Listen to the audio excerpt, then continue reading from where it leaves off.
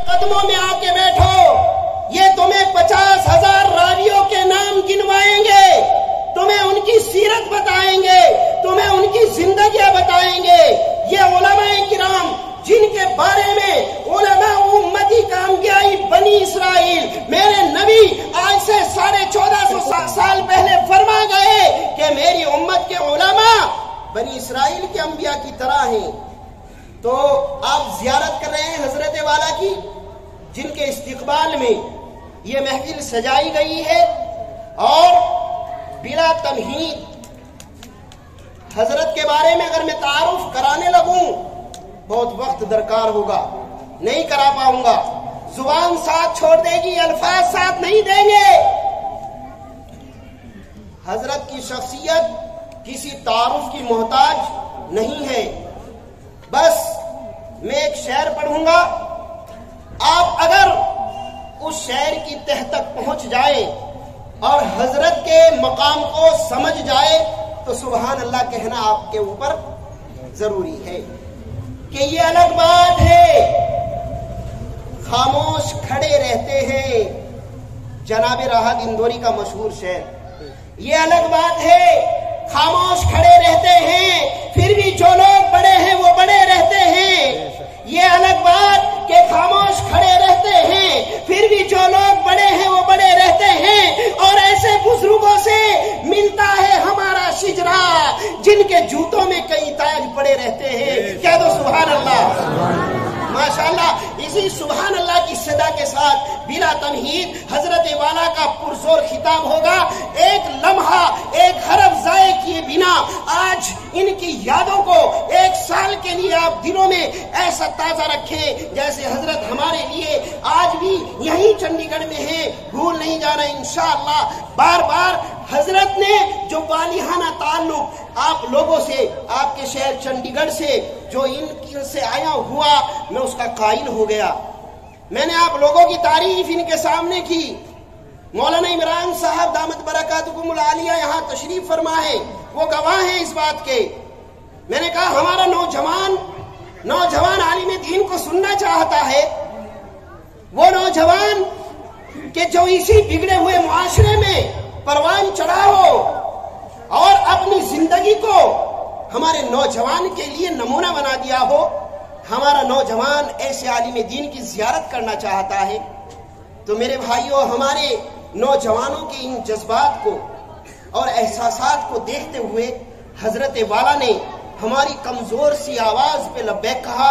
हम चंडीगढ़ की सरजमीन पे हजरत वाला का खैर मुकदम करते हैं और उनको वेलकम कहते हैं, उनका इस्तकबाल है दिल की गहराइयों से, और गुस्ताखी की माफी चाहते हैं हजरत से बार बार कि हम न उनका तारुफ करवा सकते हैं और न हम इसके लायक हैं कि हजरत की जिंदगी पे थोड़ी सी भी रोशनी डालूं, क्योंकि हजरत के बचपने का अगर एक बार पढ़ा जाए तो घंटों चाहिए।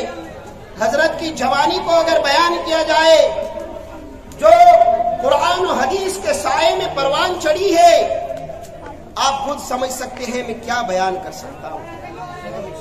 मैंने इनका तारुफ पहले भी करवाया, जुमे में भी करवाया।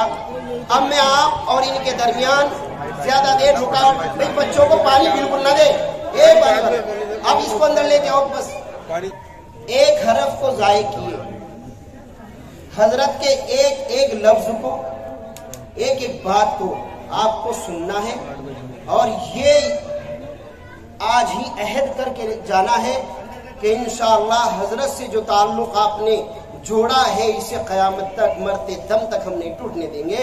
इंशाअल्लाह बारहा आपके दरमियान आते रहेंगे और आपको अपनी नसाहे से, अपनी बेहतरीन उम्दा बातों से इंशाअल्लाह आपको और आपके दिलों को पुरनूर करते रहेंगे।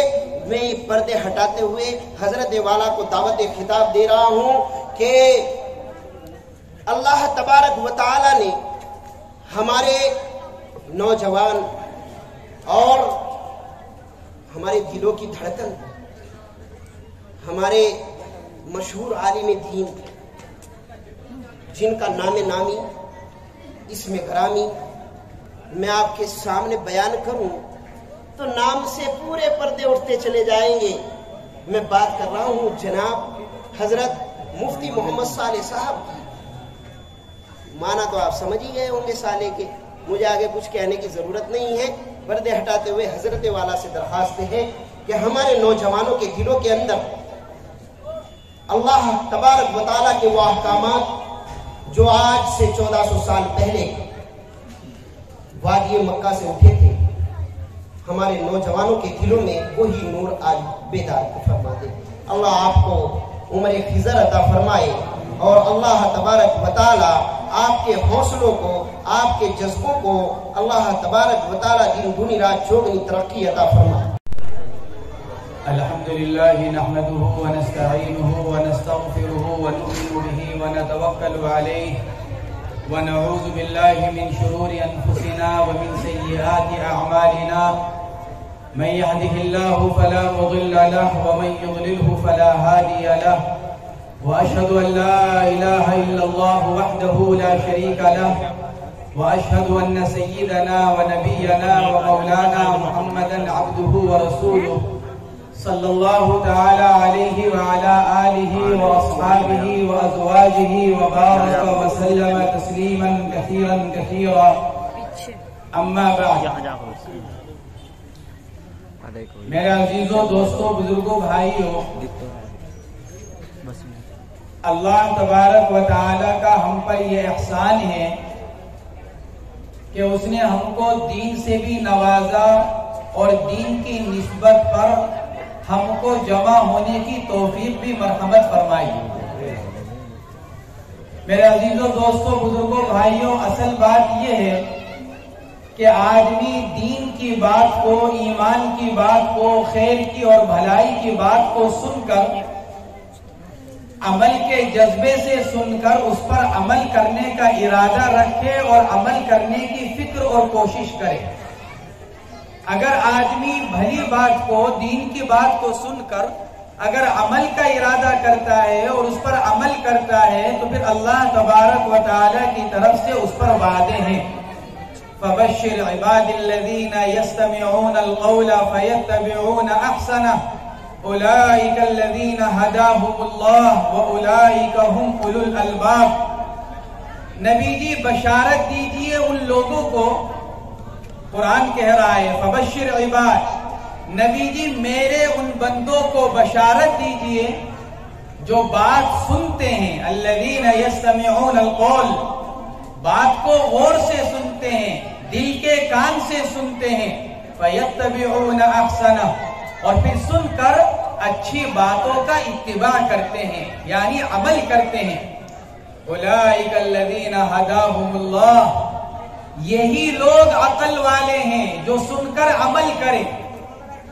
محض سننا برائے سننا نہ ہو، سننا برائے عمل ہو. تو قرآن کہتا ہے سن کر عمل کرنے والے یہی عقل والے ہیں. اولئک الذین ھداھم اللہ واولئک ھم اولو الالباب، یہی وہ لوگ ہیں جن کو اللہ نے ہدایت دی اور یہی وہ لوگ ہیں جو حقیقت میں عقل رکھتے ہیں. اس لیے میرے عزیزوں، دوستوں، بزرگوں، بھائیوں، ہم کوشش یہ کریں کہ ہم بھی اللہ کے نزدیک عقل والے شمار ہو جائیں. بے شک ہم دنیا کے اعتبار سے بہت عقل مند سمجھے جاتے ہوں، ہوشیار اور تیز سمجھے جاتے ہوں، لیکن اصل یہ ہے کہ ہم کو اللہ تبارک و تعالی بھی صاحب عقل قرار دے دے. اور صاحب عقل وہ ہے جو عمل کرنے والا ہو. اس لیے آج کی مجلس میں، آئندہ کی مجلسوں میں اپنے علماء سے، اپنے ائمہ حضرات سے، اپنے دینی رہنماؤں سے جو دین کی بات، جو بھلی بات ہمارے کانوں میں پڑے، ہم اس کو عمل کے جذبے سے سنیں اور اس پر عمل بھی کریں. تو پھر انشاءاللہ ہماری زندگی اللہ کی اطاعت پر آئے گی اور اللہ کی نافرمانی سے ہم سب کی حفاظت ہوگی. میرے عزیزوں، دوستوں، بزرگوں، بھائیوں، اللہ نے ہم سب کو ایمان مرحمت فرمایا اور ایمان کے اندر اللہ نے دو چیزیں رکھی ہیں. ایمان کے اندر ایک مامورات اور ایک منہیات. اللہ نے کچھ کام وہ بتلائے ہیں جن کو کرنا ہے، اور اللہ نے کچھ کام وہ بھی بتلائے ہیں جن سے بچنا ہے۔ جو آدمی ان دونوں کو لے کر چلے گا وہ پکا ایمان والا ہے، اور جو آدمی ایک پر عمل کر کر ایک کو چھوڑ دے تو پھر اس کا ایمان ادھورا اور ناقص ہے۔ آج ہمارے ساتھ معاملہ کیا ہے؟ آج ہمارے ساتھ معاملہ یہ ہے کہ ہم عبادت تو کرتے ہیں، نیک اعمال بھی کرتے ہیں، لیکن ان نیک اعمال کے ساتھ اور عبادت کے ساتھ شیطان ہمارے ساتھ کچھ ایسی چیزیں لگا دیتا ہے کہ ان عبادتوں کا اور نیک اعمال کا جو اصل فائدہ ہم کو ملنا چاہیے پھر ہم کو وہ فائدہ حاصل نہیں ہوتا۔ اس لیے ہم عمل بھی کریں اور ان چیزوں سے بھی اپنے آپ کو روکیں جن سے اللہ اور اللہ کے رسول صلی اللہ تعالی علیہ وسلم نے ہم کو روکا ہے، منع کیا ہے۔ اگر کوئی آدمی عبادت کرنے والا ہو، نیک عمل کرنے والا ہو، لیکن گناہوں سے اپنے آپ کو بچانے والا نہ ہو، ان کاموں سے اپنی حفاظت نہ کرے جن سے اللہ اور اللہ کے رسول ناراض ہوتے ہیں، تو پھر اس کی مثال کیسی ہے؟ اس کی مثال ایسی ہے کہ کمرے کے اندر اگر اے سی چلا دیا جائے یا مسجد میں اگر اے سی چلا دیا جائے اور کمرے کا اور مسجد کا دروازہ بھی کھلا رہنے دیا جائے تو ٹھنڈک تو آئے گی، لیکن ساتھ ساتھ دروازوں سے نکلتی بھی چلی جائے گی۔ ہم جو نیک عمل کریں گے اس کی وجہ سے ہمارے دل میں نور تو آئے گا، لیکن گناہوں کے ذریعے سے جو راستے کھل گئے ہیں دل کے اندر، وہ نور ایک راستے سے آئے گا اور دوسرے راستے سے نکلتا چلا جائے گا۔ اس کی وجہ سے ہم ان اعمال کی نور اور ان اعمال کی برکتوں سے کوئی فائدہ نہیں اٹھا سکیں گے۔ چنانچہ اگر ہم اپنی زندگیوں کا جائزہ لیں تو پتہ نہیں کتنی ہی ہم نے عبادتیں کی ہوں گی، کتنے ہی نیک اعمال کیے ہوں گے، کتنے ہی ہم نے 10 محرم کے اندر روزے رکھے ہوں گے، رمضان المبارک کے روزے رکھے ہوں گے، 15 شعبان کا روزہ رکھا ہوگا، اور شعبان کی 15ویں رات میں ہم نے معلوم نہیں کتنی ہی عبادتیں کی ہوں گی، لیکن ان عبادتوں کا ہم کو وہ فائدہ حاصل نہیں ہو سکا جو حضرات صحابہ کرام نے ہم سے کہیں ان عبادتوں کو کم کر کر زیادہ فائدہ حاصل کر لیا۔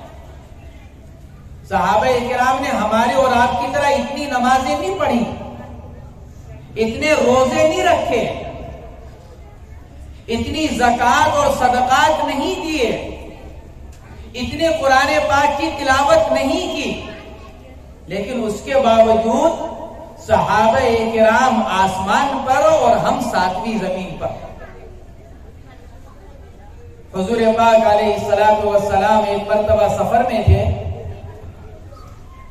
ایک آدمی کو معلوم ہوا، ایک غیر ایمان والے نے دیکھا کہ بہت سارے خیمے لگے ہوئے ہیں، کچھ لوگ ٹھہرے ہوئے ہیں، تو وہ آیا، چرواہا تھا، وہ آیا صحابہ کرام سے ملا، پوچھا کون ہے، خیمے کے اندر کون رکے ہوئے ہیں؟ صحابہ نے بتلایا کہ حضور پاک علیہ الصلوۃ والسلام اللہ کے نبی، اللہ کے رسول، کہ اللہ کے نبی ہیں، کہ میں ان سے ملاقات کر سکتا ہوں؟ کہ بے شک کر سکتے ہو۔ وہ گئے، اندر گئے، جا کر کہا کہ آپ کون ہیں؟ آپ نے فرمایا انی رسول اللہ، میں اللہ کا رسول ہوں۔ کہ آپ کہیں کی دعوت دیتے ہیں؟ کہ میں اس کی دعوت دیتا ہوں کہ اللہ ایک ہے، کوئی اس کا شریک نہیں، اور میں اس اللہ کا ایک رسول ہوں۔ اس نے عرض کیا کہ اگر میں ایمان لے آؤں تو میرا کیا ہوگا؟ آپ نے ارشاد فرمایا کہ اگر تم ایمان لے آؤ تو ہمارے بھائی بن جاؤ گے، جیسے ہم ویسے تم۔ واپس گئے، جن کی بکریاں چراتے تھے ان کی بکریاں واپس کی، آ کر کلمہ پڑھا، کلمہ پڑھ کر عرض کیا یا رسول اللہ اب کیا کروں؟ آپ نے فرمایا کہ اس وقت ہمارے ساتھ جو جماعت ہے، ہم جس کام کے لیے نکلے ہوئے ہیں تم بھی اسی میں شامل ہو جاؤ۔ صحابہ کے ساتھ لگے، شہید ہو گئے، کوئی نماز نہیں پڑھی، کوئی روزہ نہیں رکھا، کوئی زکوٰۃ نہیں دی، کوئی کلمہ استغفار نہیں پڑھا، کوئی قرآن پاک کی آیت کی تلاوت نہیں کی۔ جب انتقال ہو گیا، حضور اکرم صلی اللہ تعالی علیہ وسلم کی خدمت میں ان کا جنازہ لایا گیا۔ آپ علیہ الصلوۃ والسلام نے ارشاد فرمایا کہ میں دیکھ رہا ہوں فرشتے ان کو غسل دے رہے ہیں، اور انتہائی کالے تھے، جیسے حبشہ، ملک حبشہ کے رہنے والے کالے لوگ، افریقی ممالک کے رہنے والے کالے لوگ، جن کے اندر سے بدبو بھی نکلتی ہے پسینے کی، اس کی اس کی۔ آپ نے فرمایا کہ میں دیکھ رہا ہوں فرشتے ان کو غسل دے رہے ہیں، اور ان کے بدن کی سیاہی کو سفیدی سے بدلا جا رہا ہے، اور ان کے بدن سے بدبو کی جگہ خوشبو نکل رہی ہے۔ کوئی نماز نہیں، کوئی روزہ نہیں، کوئی زکوٰۃ نہیں، لیکن کیا بات تھی کہ جب ایمان لے آئے، کلمہ پڑھ لیا، تو پھر اپنی زندگی کو کلمے کے مطابق بنا لیا۔ ہم بھی کلمہ پڑھتے ہیں، ہم بھی ایمان ہونے کا دعویٰ کرتے ہیں، لیکن کیا واقعاتاً ہمارے پاس ایمان ہے؟ وہ ایمان جو اللہ چاہتا ہے، وہ ایمان جو اللہ کے رسول چاہتے ہیں، کیا ہمارے پاس ہے؟ قالت الاعراب آمنا قل لم تؤمنوا ولكن قولوا اسلمنا ولما يدخل الايمان في قلوبكم۔ کچھ لوگوں نے آ کر کہا کہ ہم بھی ایمان لے آئے، ہم بھی ایمان والے ہو گئے حضور پاک علیہ الصلوۃ والسلام سے۔ قالت الاعراب آمنا، کچھ دیہات کے رہنے والوں نے آ کر کہا کہ ہم ایمان لے آئے۔ اللہ نے کیا فرمایا فوراً اپنے نبی سے؟ قل لم تؤمنوا، نبی جی کہہ دیجئے ابھی مومن نہیں بنے، ابھی ایمان والے نہیں بنے، ولیکن قولوا اسلمنا، ابھی تو صرف ظاہری اطاعت آئی ہے، ظاہری نماز، ظاہری روزہ، ظاہری زکوٰۃ، ظاہری اعمال خیر، ابھی تو یہ آیا ہے۔ وَلَمَّا يَدْخُلِ الْإِيمَانُ فِي قُلُوبِكُمْ، اپنے آپ کو مومن اس وقت کہنا جب یہ ایمان دل میں اتر جائے۔ ہم بھی ایمان ہونے کا دعویٰ کرتے ہیں، لیکن ہمارا ایمان زبان پر ہے، ہمارا ایمان دل میں نہیں ہے۔ اور زبان پر جو چیز ہوتی ہے میرے عزیزوں، دوستوں، بزرگوں، بھائیوں، زبان کی چیز، زبان کا بول کبھی بھی بدل جاتا ہے، کبھی بھی ذرا سے حالات آ گئے، ذرا سا مفاد آ گیا، ذرا سا لالچ دے دیا گیا، انسان کا بول بدل جاتا ہے۔ آج اس کے ساتھ تھا، کل اس کے ساتھ کھڑا ہوا ہے، آج اس کی بول رہا تھا، کل اس کی بول رہا تھا، ذرا سی دیر میں بول بدل جاتا ہے۔ اس لیے اعتبار جو ہے وہ کس کا؟ دل کا۔ دل سے اگر ہمارے اندر ایمان آ جائے، دل میں ایمان اتر جائے، تو پھر میرے عزیزوں، دوستوں، بزرگوں، بھائیوں، پھر ہم اللہ اور اللہ کے رسول کے احکامات کو دیکھ کر چلنے والے بن جائیں۔ جن چیزوں سے اللہ اور اللہ کے رسول ناراض ہوتے ہیں، ہم ان سے بچنے والے بن جائیں۔ لیکن چونکہ ایمان دل میں نہیں ہے، اس لیے نماز تو پڑھتے ہیں لیکن کرتے اپنی منمانی ہے، روزہ رکھتے ہیں لیکن جی چاہی پر چلتے ہیں، ایک اللہ کا حکم، ایک اپنی جی چاہی، ایک نبی کا حکم، ایک اپنی من چاہی۔ ہم نماز پڑھ رہے ہیں لیکن مسجد سے نکلنے کے بعد من چاہی، جی چاہی، جبکہ ہونا کیا چاہیے؟ ہم نماز کے اندر جس طرح اپنے آپ کو امام کے تابع بنا دیتے ہیں، جب اللہ اکبر کہہ دیا تو ہم کس کے تابع ہو گئے؟ امام کے۔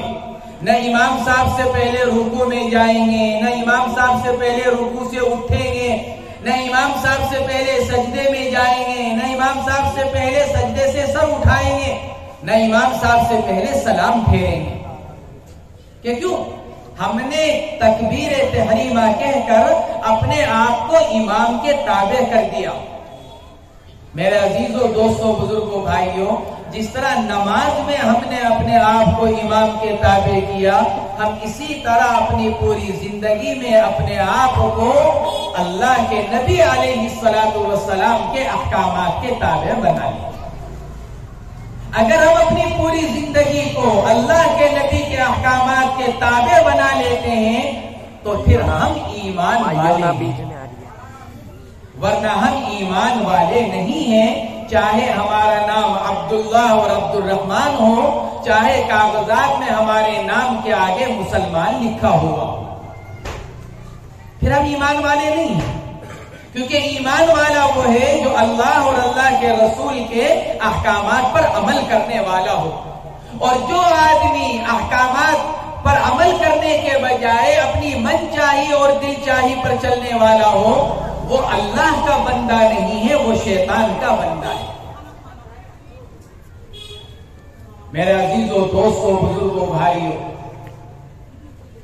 آئندہ شب برات آ رہی ہے. ہم لوگ عبادت کرتے ہیں، کرنی چاہیے، اس لیے کہ عبادت کی رات ہے.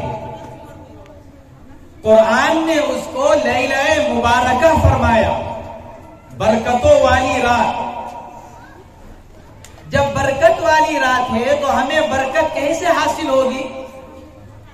اللہ اور اللہ کے رسول کے بتلائے ہوئے طریقے پر عبادت کرنے سے، یا اپنی من چاہی اور دل چاہی سے؟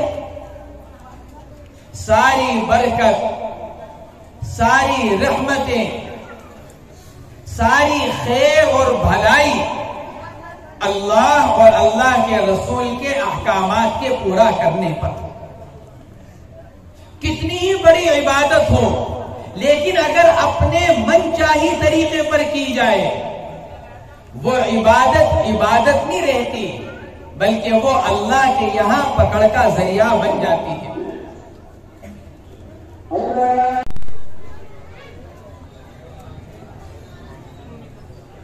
میرے عزیزوں، دوستوں، بزرگوں، بھائیوں، یہ جو ہماری 15 شعبان کی رات آ رہی ہے، بڑی برکتوں والی، بڑی رحمتوں والی عبادت کی رات. کیسی عبادت کی رات؟ کہ اس رات کو لیلۃ البراءت کہا جاتا ہے. حضرت شیخ عبد القادر جیلانی رحمت اللہ علیہ فرماتے ہیں، اس رات کو لیلۃ البراءت کیوں کہتے ہیں؟ کہ اس رات کو لیلۃ البراءت اس لیے کہا جاتا ہے کہ جو گناہگار ہوتے ہیں ان لوگوں کو اللہ کی نافرمانی، اللہ کے غضب سے بری کر دیا جاتا ہے اور اللہ کے عذاب سے ان کی حفاظت کر دی جاتی ہے. کتنی بڑی رات! حدیث پاک میں فرمایا گیا، یہ اتنی قیمتی رات کہ اس میں اللہ تبارک و تعالی آسمان دنیا پر توجہ فرماتے ہیں، تشریف لاتے ہیں اور ہر ایک ایمان والے کی مغفرت کا فیصلہ کر دیتے ہیں، سوائے 3 آدمیوں کے. ایک وہ آدمی جو شراب پینے والا ہو، ایک وہ آدمی جو کسی اپنے بھائی سے کینہ اور دشمنی رکھنے والا ہو، اور تیسرا وہ آدمی جو اپنے والدین کی نافرمانی کرنے والا ہو. ہم اپنے آپ کو دیکھیں، کیا ان تینوں میں سے کوئی ایک خصلت ہمارے اندر پائی جاتی ہے؟ کیا خدا نہ خواستہ ہم میں سے کوئی شراب کا عادی ہے؟ کیا شراب پیتا ہے؟ کیا خدا نہ خواستہ ہمارے دل میں اپنے کسی بھائی کی طرف سے کوئی برائی ہے، کوئی کینہ اور دشمنی ہے؟ یا کیا خدا نہ خواستہ ہم میں سے کوئی اپنے ماں باپ کا نافرمان ہے؟ اگر ہم میں سے کوئی اپنے ماں باپ کا نافرمان ہے، میرے عزیزوں، دوستوں، بزرگوں، بھائیوں، ساری عبادتوں کے باوجود اس آدمی کی مغفرت نہیں ہے. ساری عبادت کرنے کے باوجود شراب پینے والے کی مغفرت نہیں ہے. ساری عبادت کرنے کے باوجود کینہ اور دشمنی رکھنے والے کی مغفرت نہیں ہے۔ اس لیے میرے عزیزوں، دوستوں، بزرگوں، بھائیوں، ہمیں اس کی طرف توجہ کرنی چاہیے۔ میں نے جیسا کہ عرض کیا کہ ایمان کی بات کیا ہے، عقل کی بات کیا ہے، بات کو عمل کی نیت سے سنا جائے، عمل کے جذبے سے سنا جائے۔ جو ہمارے اندر کمی اور کوتاہی ہے، اس کمی کوتاہی کو دور کرنے کی فکر کی جائے، اس کی نیت کی جائے، ارادہ کیا جائے، کوشش کی جائے، تاکہ اللہ تبارک و تعالی دین کی بات سے ہم کو فائدہ پہنچائے۔ اس لیے میرے عزیزوں، دوستوں، بزرگوں، بھائیوں، ہمیں اس رات میں عبادت کرنی ہے، یہ کرنے کا کام ہے۔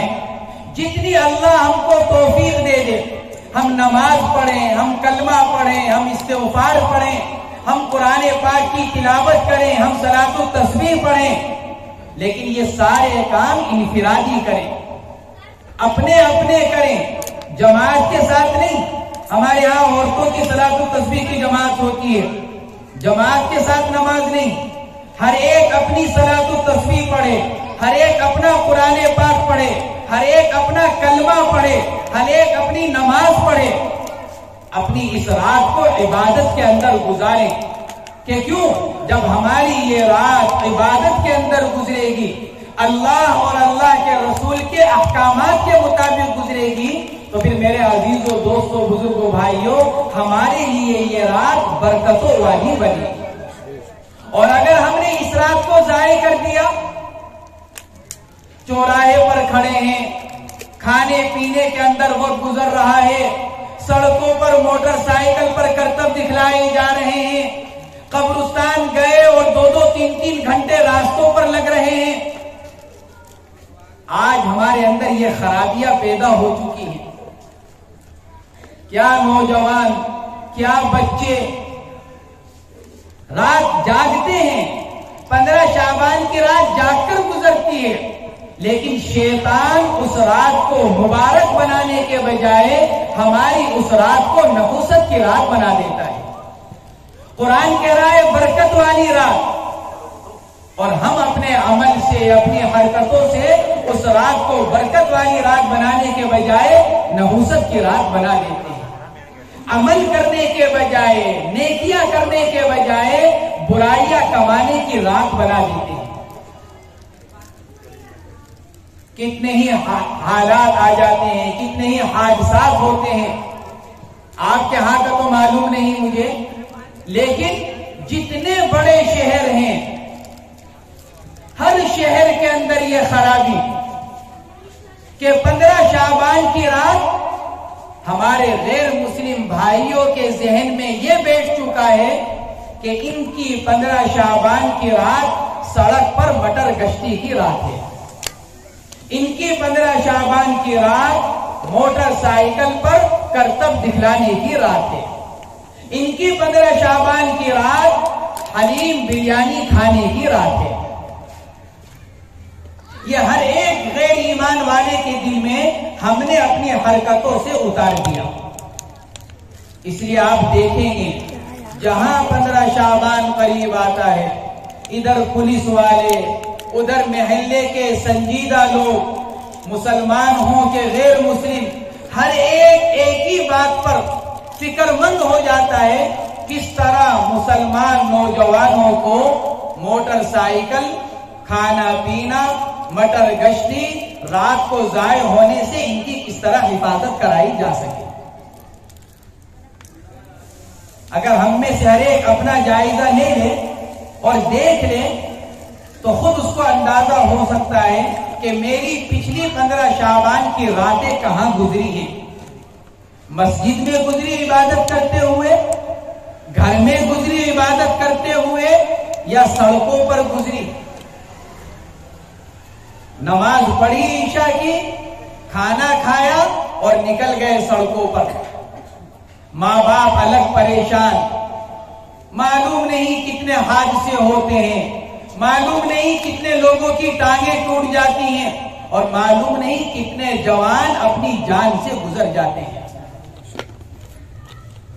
آپ کا 1 منٹ کا عمل ساری زندگی آپ کے گھر والوں کو رلانے کا ذریعہ بن جاتا ہے. آپ کی 1 منٹ کی حرکت آپ کو ساری زندگی کے لیے معذور بنا دیتی ہے. آپ کے 1 منٹ کی حرکت آپ کی دنیا اور آخرت دونوں کے برباد ہونے کا ذریعہ بن جاتی ہے. میرے عزیزوں، دوستوں، بزرگوں، بھائیوں، اس رات میں جو کرنے کے کام تھے ہم ان کو چھوڑ کر نہ کرنے کے کاموں میں اپنی رات کو گزار دیتے ہیں. کیا اس لیے ہم کو یہ رات دی گئی ہے؟ کیا اس لیے یہ بابرکت رات ہم کو دی گئی؟ میرے عزیزوں، دوستوں، بزرگوں، بھائیوں، وقت کے ضائع ہو جانے کے بعد ہمارے ساتھ پریشانی یہ ہے کہ ہم کو وقت کے ضائع ہونے پر افسوس بھی نہیں ہوتا. عربی کا مقولہ ہے الوقت اثمن من الذهب. سونا چاندی کتنا ہی گرا ہو جائے، کتنی ہی اس کی قیمت بڑھ جائے کہ 30,000 روپے تولا کہ 50,000 روپے تولا ہو گیا، پھر بھی آپ بازار سے اس کو خرید سکتے ہیں. 1,00,000 روپے تولا سونا پھر بھی آپ خرید لیں گے. لیکن جو وقت آپ کے ہاتھ سے نکل گیا، جس وقت کو آپ نے ضائع کر دیا، آپ ساری دنیا کی مال دے کر، ساری دنیا کا سونا چاندی دے کر اس گزرے ہوئے وقت کو واپس نہیں لا سکتے. اور پھر یہ گزرا ہوا وقت کل قیامت کے دن ہمارے خلاف گواہ بنے گا. حضور اکرم صلی اللہ تعالی علیہ وسلم کا ارشاد ہے، جب دن نکلتا ہے تو کہتا ہے انا خلق جدید، میں نیا پیدا کیا گیا ہوں، کل گزشتہ والا نہیں کہ کل بھی دن آیا تھا آج بھی سورج آ گیا، کل بھی صبح کے 6 بجے تھے آج بھی صبح کے 6 بج گئے. میں کل والا دن نہیں ہوں. انا خلق جدید وعلی عملک شہید، اور کل قیامت کے دن تیرے عمل پر گواہ بھی بننے والا ہوں. تو مجھے کس طرح گزارے گا، میرے ساتھ کیا کرے گا؟ مجھے اچھے عمل میں گزارے گا کہ مجھے بڑے برے عمل میں گزارے گا؟ اللہ کی اطاعت میں گزارے گا کہ اللہ کی نافرمانی میں گزارے گا؟ حضور اکرم صلی اللہ علیہ وسلم کے طریقے پر گزارے گا کہ ان کے خلاف گزارے گا؟ علی عملی کا شہید، کل تیرے ایک ایک عمل پر گواہ بننے والا ہوں. فتزود منی لا اعود الى یوم القیامہ، اس لیے مجھ سے کل قیامت کے لیے توشہ لے لے، نیک عمل کر کر مجھے کارآمد بنا لے، میں قیامت تک دوبارہ پلٹ کر نہیں آؤں گا. ایک مرتبہ گزر گیا، دوبارہ پلٹ کر نہیں آؤں گا. ہم اپنے وقت کو ضائع کر دیتے ہیں، اس قیمتی رات کو برباد کر دیتے ہیں، اور ہمیں اس کا خیال بھی نہیں ہوتا، ہمیں افسوس بھی نہیں ہوتا. حضرت عبداللہ ابن عمر رضی اللہ تعالی عنہما سواری پر چلے جا رہے تھے، سامنے قبر آ گئی، اپنی سواری کو روک لیا، سواری سے فوراً نیچے اترے، 2 رکعت نماز پڑھی. خادم نے عرض کیا حضرت کیا خاندان کی کسی کی قبر ہے؟ کیا کسی نیک آدمی کی، کسی بزرگ کی قبر ہے؟ کیا آپ نے اتر کر 2 رکعت نماز پڑھی؟ فرمایا کہ نہیں، میں نہیں جانتا کس کی قبر ہے، بس قبر دیکھ کر مجھ کو یہ خیال ہوا اس کے اوپر سے عمل کرنے کا زمانہ گزر چکا ہے، یہ مر کر قبر میں پہنچ گیا، کچھ نہیں کر سکتا، جو کر گیا ہے اس کا بدلہ پا رہا ہے. میں نے یہ سوچا کہ اللہ نے مجھ کو ابھی زندگی دے رکھی ہے، اللہ نے مجھ کو ابھی موقع دے رکھا ہے عمل کرنے کا، میں کیوں نہ 2 رکعت نماز پڑھ کر اپنے اس وقت کو کارآمد بنا لوں. حالانکہ عبداللہ ابن عمر کتنے بڑے صحابی ہیں، اپنے وقت کو کارآمد بنا رہے ہیں. ہم اپنی اس قیمتی رات کو ضائع کر دیتے ہیں. اس لیے میرے عزیزوں، دوستوں، بزرگوں، بھائیوں، ہم اپنی اس رات کو کارآمد بنائیں، قیمتی بنائیں، نماز پڑھ کر، قرآن پاک کی تلاوت کر کر، توبہ استغفار کر کر، کلمہ اور درود شریف پڑھ کر، قرآن پاک کی تلاوت کر کر، اللہ سے اپنے لیے اور پوری امت کے لیے دعائیں مانگ کر.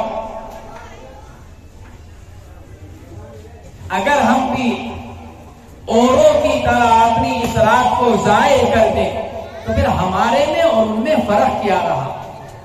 بلکہ اگر آپ بغور دیکھو گے تو اس رات میں سڑکوں پر صرف مسلمان نظر آتا ہے، غیر ایمان والے نہیں. صرف ایمان والے نظر آئیں گے اپنی رات کو ضائع کرتے ہوئے، اپنی رات کو برباد کرتے ہوئے. حالانکہ اس وقت کا جو زمانہ گزر رہا ہے وہ تو یہ تقاضا کرتا ہے کہ ہم اپنے دین پر ایسے جم جائیں کہ دنیا کی کوئی طاقت ہمیں اپنے دین سے ہٹا نہ سکے. آج باطل قوتیں ہمیں ہمارے دین سے ہٹانے پر لگی ہوئی ہیں اور ہم اپنے اس طرح وقت کو ضائع کر کر ان کی مدد کر رہے ہیں. اس لیے میرے عزیزوں، دوستوں، بزرگوں، بھائیوں، اپنی اس رات کو قیمتی بنائیں، ضائع ہونے سے بچائیں، سڑک پر جانے سے اپنے آپ کو بچائیں. نماز مسجد میں عبادت کریں، اپنے گھر میں کریں. اللہ تعالیٰ کبھی کبھار توفیق دے دے تو قبرستان جا کر آ جائیں.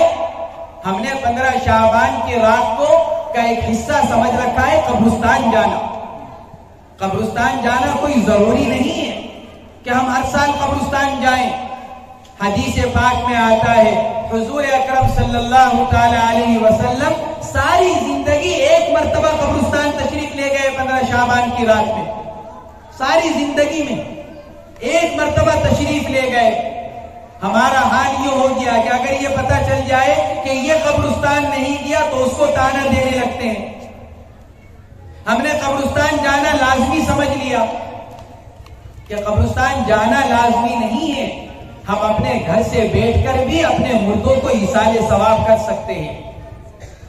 ہم مسجد میں بیٹھ کر پڑھ کر اپنے مردوں کو ایصال ثواب کر سکتے ہیں. ہاں، اللہ توفیق دے کبھی چلے گئے کبھی چھوڑ دیا تو یہ رات عبادت کی ہے، اس کو عبادت میں گزاریں، اس رات کو ضائع نہ ہونے دیں. اور دوسری بات، اللہ نے ہم کو ذمہ دار بنایا ہے. ہم ایک ذمہ دار شہری ہیں اور اپنے گھر کے بھی ذمہ دار ہیں. ہم گھر کے بھی ذمہ دار، ہم مسجد کے بھی ذمہ دار، ہم محلے کے بھی ذمہ دار، ہم علاقے کے بھی ذمہ دار اور ہم ملک کے بھی ایک ذمہ دار شہری. جب ہم ایک ذمہ دار ہیں ہمیں اپنی ذمہ داری کا احساس ہونا چاہیے. اگر ہم اپنے آپ کو کرنے کے کاموں میں لگائیں گے، نہ کرنے کے کاموں سے ہم خود بخود بچ جائیں گے. ہمارے نانا جان حضرت مولانا انعام الحسن صاحب نور اللہ مرقدہ فرماتے تھے کہ چونکہ ہم کرنے والے کاموں کو نہیں کرتے اس لیے شیطان نہ کرنے والے کاموں میں ہمیں پھنسا دیتا ہے. اگر ہم اپنے آپ کو کرنے والے کاموں میں لگائیں تو شیطان ہمیں نہ کرنے کے کاموں میں نہیں لگائے گا. تو ہم ایک ذمہ دار ہیں، گھر کے بھی ذمہ دار. آج کیا ہو رہا ہے، ہم نے گھر کی ذمہ داریوں سے اپنے آپ کو الگ کر دیا. گھر کی ذمہ داریوں سے اپنے آپ کو علیحدہ کر دیا. جب ہم نے گھر کی ذمہ داریوں سے اپنے آپ کو الگ کیا، ہمارا نوجوان 15 سال کا، 18 سال کا، 20 سال کا گھر کا کام کرنے کو تیار نہیں، گھر کی ضرورتوں کو پورا کرنے کے لیے تیار نہیں، تو پھر کیا ہوا کہ جب ہمارا نوجوان گھر کی ضرورت پورا کرنے کے لیے تیار نہیں ہے تو پھر ہمارے گھر کی عورتیں گھر سے باہر اپنی ضرورتیں پوری کرنے کے لیے محتاج بن گئی. آج کیا ہو رہا ہے، آج اگر آپ بازار میں نکلیں تو 80% ہماری مائیں اور بہنیں بازاروں کے اندر ملیں گی. ہمارے شہر سہارنپور کے جتنے بڑے بازار ہیں، آپ کسی بازار میں چلے جائیں، وہاں برقعے والے عورتیں 80% نظر آتی ہیں. کیوں نظر آ رہی ہیں؟ ہماری کمزوری کی وجہ سے. کیوں نظر آ رہی ہیں؟ ہماری کوتاہی کی وجہ سے. کیوں نظر آ رہی ہیں؟ ہماری اپنی ذمہ داریوں کو پورا نہ کرنے کی وجہ سے. اگر گھر کی ذمہ داریوں کو ہم پورا کریں، کیا چاہیے ہمیں بتلاؤ، کیا منگانا ہے ہمیں بتلاؤ، کس چیز کی ضرورت ہے ہمیں بتلاؤ. اگر ہم گھر سے باہر کی ضرورتوں کو پورا کرنے والے ہم بن جائیں تو ہماری ماں اور بہنوں کو گھر سے باہر جانے کی ضرورت پیش نہ آئے. ہم یہ بھی چاہتے ہیں کہ ہم کوئی کام نہ کریں، اور ہم یہ بھی چاہتے ہیں کہ ہمارے گھر کی عورت باہر نہ جائے. تو یہ کیسے ہو سکتا ہے؟ اس لیے اپنی ذمہ داریوں کو سمجھیں. اگر اپنے عورتوں کی حفاظت چاہتے ہو، اگر اپنی بہنوں کی عزت اور آبرو کو بچانا چاہتے ہو، اگر اپنی ماں اور بہنوں کے ایمان اور عقائد کی حفاظت چاہتے ہو، میرے عزیزوں، دوستوں، بزرگوں، بھائیوں، ان کی ضرورتوں کو گھروں میں پورا کر دو، ورنہ نہ ایمان محفوظ ہے، نہ عقائد محفوظ ہے، اور نہ ہماری ماں اور بہنوں کی عزت اور آبرو محفوظ ہے. آج پوری طاقت لگی ہوئی ہے ہماری بیٹیوں کو مرتد بنانے کے اوپر. آج باطل قوتیں جمع ہو چکی ہیں ہماری بیٹیوں کی عزت اور آبرو سے کھیلنے پر، ہماری بیٹیوں کو بے عزت کرنے پر، ہماری بہنوں کو قربان کرنے پر.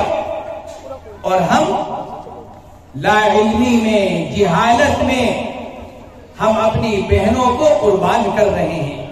ہم اپنی گھر کی عورتوں کے ایمان کے سودے کر رہے ہیں. ہم ان کی عزتوں کو تاتار کرنے پر، برباد کرنے پر غیروں کی مدد کر رہے ہیں. ایک طرف ہم اپنی بہنوں کو کہتے ہیں گھر سے باہر نہ نکلو، اور دوسری طرف ہم غفلت کی نیند سو رہے ہیں. اگر ہم نہیں جاگے، ہم نے اس کی طرف توجہ نہیں کی، اپنی ماں اور اپنے بہنوں کی عزت کی خود حفاظت نہیں کی، دنیا کی کوئی طاقت ہماری بیٹیوں کی عزت کی حفاظت نہیں کر سکتی. اس لیے میرے عزیزوں، دوستوں، بزرگوں، بھائیوں، کوشش کریں،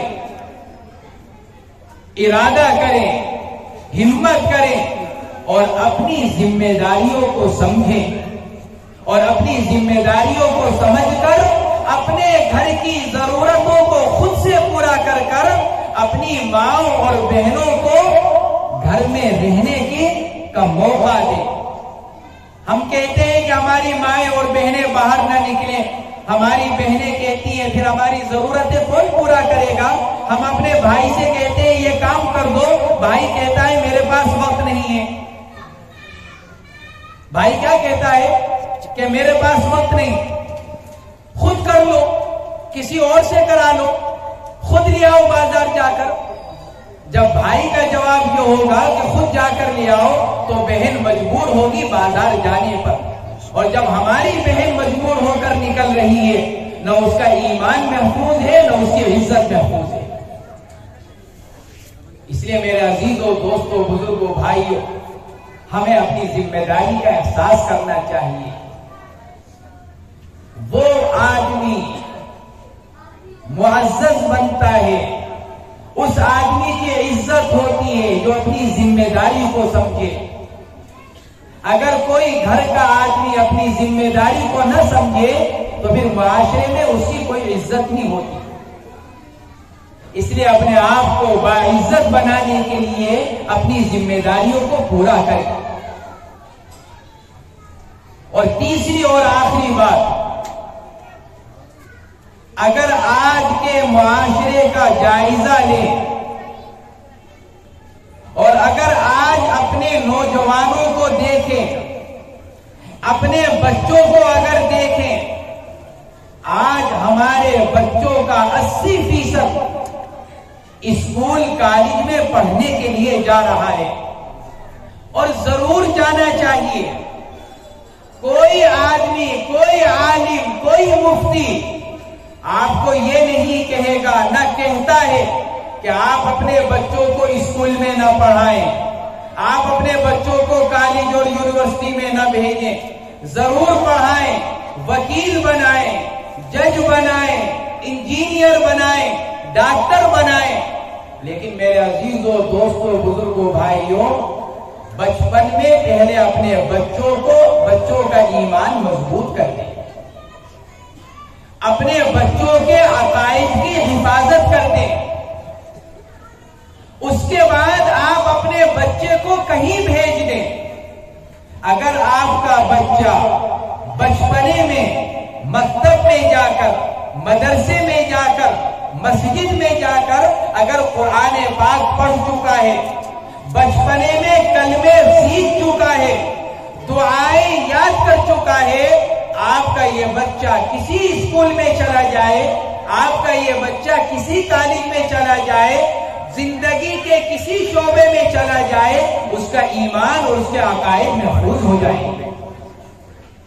آج ہمارے بچے مرتد کیوں ہو رہے ہیں؟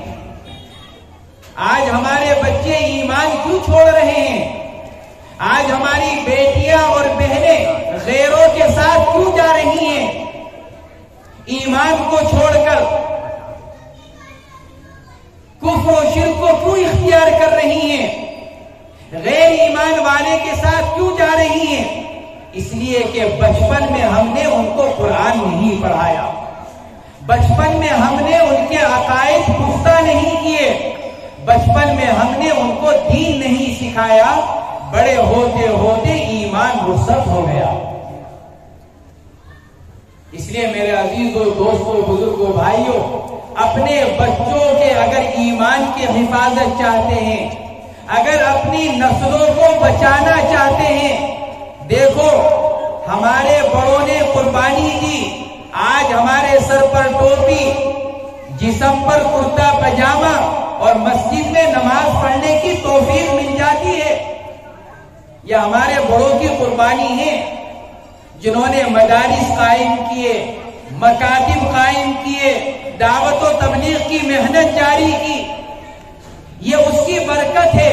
آج ہم اور آپ یہاں بیٹھے ہوئے ہیں، لیکن میرے عزیزوں، دوستوں، بزرگوں، بھائیوں، اگر ہم نے قربانی نہ دی، ہم نے نہ سوچا، ہمارے بزرگوں نے ہمارے بارے میں سوچا، ہم مسلمان رہ گئے، لیکن اگر ہم نے نہیں سوچا تو کچھ معلوم نہیں ہماری آنے والی نسلوں کا ایمان محفوظ رہتا ہے کہ نہیں رہتا، ہمارے بچے ایمان پر قائم رہ سکیں گے کہ نہیں رہ سکیں گے، ہماری بیٹیوں کے عقائد محفوظ رہ سکیں گے کہ نہیں رہ سکیں گے۔ اس لیے سب سے پہلے ہم کیا کریں؟ سب سے پہلے ہم اپنے بچوں کو مدارس میں قرآن پاک پڑھنے کے لیے بھیجیں تاکہ ہمارے بچے حافظ قرآن بن جائیں۔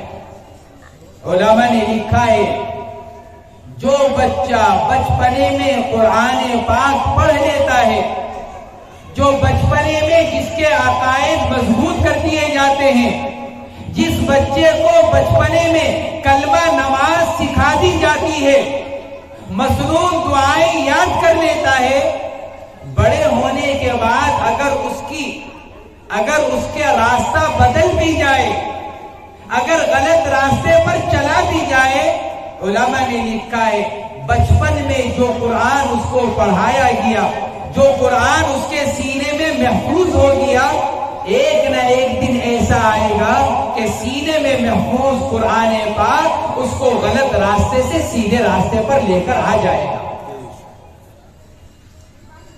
اس لیے میرے عزیزوں، دوستوں، بزرگوں، بھائیوں، ہم اپنے بچوں کو حافظ قرآن بنائیں ہم اپنے بچوں کو عالم دین بنائیں. اگر ہم نے نہیں سوچا اور ابتدا سے ہی اسکول میں بھیج دیا جہاں کفریہ شرکیہ ماحول، کفریہ شرکیہ عقائد، کفریہ شرکیہ باتیں، یہود و نصارہ کے طریقے، کہ پھر ایک آہستہ آہستہ آہستہ وہ سارا کفر و شرک ہمارے بچے کے دل کو ایسا بدل دے گا کہ ہمارا بچہ جج بھی بن جائے گا، وکیل بھی بن جائے گا، ڈاکٹر بھی بن جائے گا، انجینئر بھی بن جائے گا، دنیا کے اعتبار سے کامیاب ہو جائے گا، لیکن ہمارا بچہ مسلمان نہیں رہ سکے گا. سب کچھ ہوگا لیکن مسلمان نہیں ہوگا. بنیادی چیز ہے ہمارا بچہ سب کچھ بنے، بعد میں بنے، سب سے پہلے وہ مسلمان بن جائے.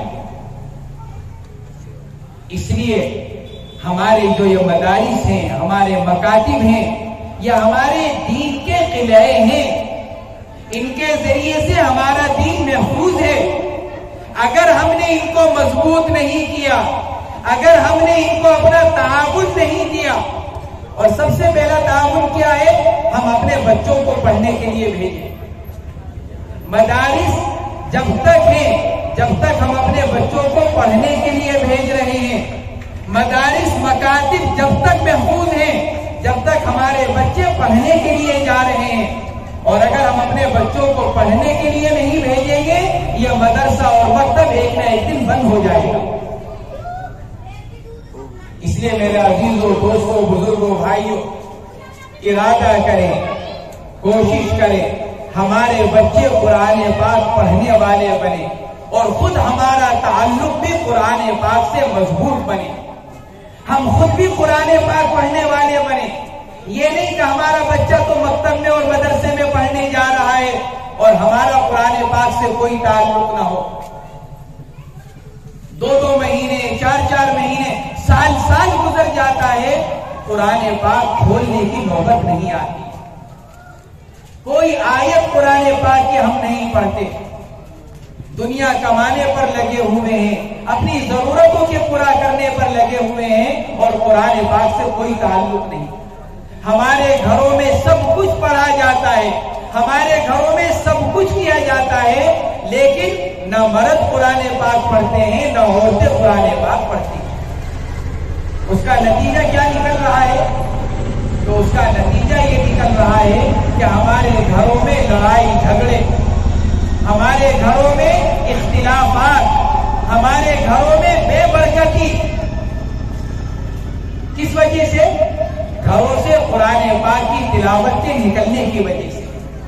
اگر ہمارے گھروں میں قرآن پاک کی تلاوت کی جائے، مرد بھی پڑھ رہے ہوں، عورتیں بھی پڑھ رہی ہوں، بچے بھی پڑھ رہے ہوں، تو قرآن پاک کی برکتیں آئیں گی، قرآن پاک کے انوارات آئیں گے، قرآن پاک کی ذریعے سے رحمتیں نازل ہوں گی، قرآن پاک کے ذریعے سے اختلافات، لڑائی جھگڑے نکلیں گے، اور قرآن پاک کے ذریعے سے ہماری زندگیوں میں، ہمارے گھروں میں، ہماری کمائیوں میں، ہمارے اعمال میں برکتیں اتریں گی.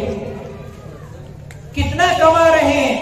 کوئی 30,000 روپے، کوئی 50,000 روپے، کوئی 1,00,000 روپے ماہانہ، اور ضرورتیں پوری نہیں ہو رہی ہیں. کیوں؟ کیونکہ کمائیوں کی برکت نکل گئی، تجارتوں کی برکت نکل گئی. کیونکہ برکت کس کے اندر ہے؟ کہ برکت قرآن پاک کی تلاوت میں ہے. برکت کس میں ہے؟ دین پر عمل کرنے میں ہے. برکت کس میں ہے؟ اللہ کا نام لینے میں ہے. کما رہے ہیں دنیا جہان کی نعمتیں ہمارے پاس، لیکن دل کا چین سکون نہیں ہے.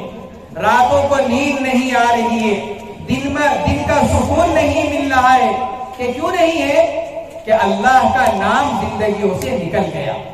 قرآن پاک کی تلاوت سے ہمارے دن اور رات خالی ہو گئے.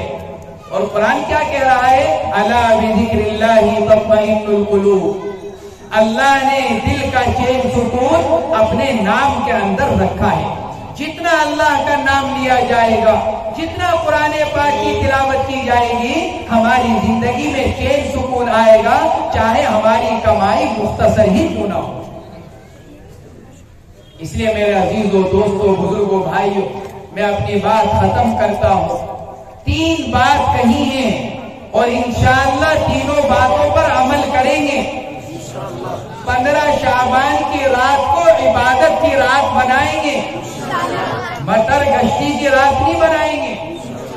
اور دوسرا ہم اپنی ذمہ داریوں کو سمجھ کر اپنے گھر کے بڑے بن کر اپنے گھر کی ضرورتوں کو خود پورا کریں گے، تاکہ ہماری مائیں اور بہنیں پردے میں رہیں، ہماری مائیں اور بہنیں گھر میں رہیں، ہماری مائیں اور بہنوں کی عزتیں محفوظ رہیں۔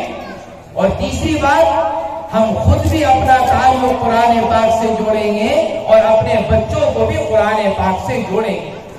اللہ تبارک و تعالی ہمارے اس جلسے کو قبول فرمائے اور جلسے کے لیے محنت کرنے والے ہمارے بھائیوں کو قبول فرمائے۔ امام صاحب نے، مولانا صاحب نے بتلایا کہ ماشاءاللہ یہ جلسہ ہمارے نوجوانوں کی محنت کا نتیجہ ہے۔ اگر ہمارا نوجوان سدھر جائے، اگر ہمارا نوجوان سیدھے راستے پر آ جائے، تو یہی نوجوان کل کا مستقبل ہے، یہی بچے کل کا مستقبل ہیں۔ اگر ہمارا نوجوان سدھر جائے، اس کی اصلاح ہو جائے، ہمارے بچے سیدھے راستے پر آ جائے، تو کل آنے والے ہمارا جو مستقبل ہے وہ انشاءاللہ ہمارا صحیح ہو جائے۔ اللہ تبارک و تعالی ہمارے ان بھائیوں کو جزائے خیر مرحمت فرمائے اور مزید اس طرح کی اصلاحی مجلسیں کرنے کی توفیق مرحمت فرمائے اور ان کی محنتوں کو اللہ تعالیٰ بار آور فرمائے، اور ان مجلسوں کے ذریعے سے، ان جلسوں کے ذریعے سے اللہ تبارک و تعالی ہم سب کو دین پر چلنے کی توفیق مرحمت فرمائے۔ وآخر دعوانا الحمدللہ رب العالمین۔ والا کی عمر میں برکت عطا فرمائے، ان کا سایہ ہمارے سروں پر قدیر قائم فرمائے۔ ہم حضرت کے شکر گزار ہیں، انہوں نے بڑا قیمتی وقت نکالا۔ بیٹھے رہیں گے ماشاءاللہ۔ حضرت نکل جائیں گے اور ہمارے شہر کے مفتی اعظم جناب حضرت مفتی محمد انس صاحب دامت برکاتہم العالیہ ہمارے پروگرام میں تشریف لائے، ان کا ہم شکریہ ادا کرتے ہیں۔ اللہ ان کو جزائے خیر عطا فرمائے۔ اور جو حضرات ہمارے چنڈی گڑھ سے ہمارے علماء کرام تشریف لائے ہیں، وہ حضرات ہمارے اس مجمع کی زینت بنے، ہم ان کا شکریہ ادا کرتے ہیں اور ہم تمام محلے والوں کا شکریہ ادا کرتے ہیں۔ آپ حضرات کا بہت بہت شکریہ، آپ نے موقع نکالا اور آپ نے اتنی بڑی مہربانی